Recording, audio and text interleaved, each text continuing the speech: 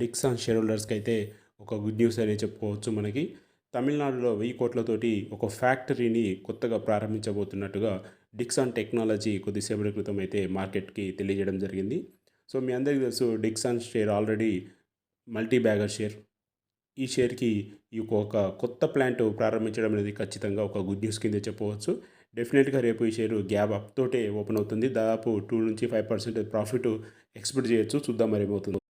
JSW share హోల్డర్స్కి అయితే company ఒక good news అయితే ఇచ్చింది. జేఎస్డబ్ల్యూ న్యూ ఎనర్జీ 0 శక్తి నుండి 4.7 గిగా మెగావాట్స్ పునరుత్పత్తి శక్తి వేదికని కొనుగోలు చేస్తున్నట్టుగా వీళ్ళు తెలియజేస్తున్నారు. కొద్దిసేపటి క్రితమే మనకి మార్కెట్కి అయితే ఈ న్యూస్ని తెలియజేసింది. ఖచ్చితంగా ఎవరైతే జేఎస్డబ్ల్యూ ఎనర్జీ షేర్ హోల్డర్స్ కలిగి ఉన్నారో ఖచ్చితంగా వాళ్ళకైతే ఇది గుడ్ న్యూస్ అని చెప్పుకోవచ్చు. మీ అందరికీ తెలుసు జేఎస్డబ్ల్యూ ఎనర్జీ అనేది ప్రస్తుతము చాలా త్వరగా త్వరగా ముందుకు వెళ్తున్న షేరు. మరి చూడాలి రేపు ఎంతవరకు గ్యాప్ అప్ తోటి ఓపెన్ అవుతుందో.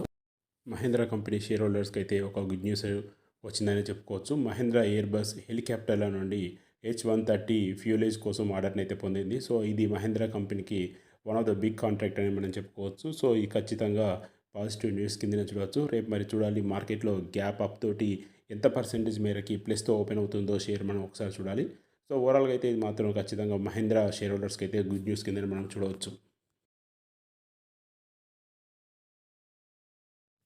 ఓరియంటల్ రైల్ షేర్ హోల్డర్స్కి అయితే ఒక గుడ్ న్యూస్ అనే చెప్పుకోవచ్చు.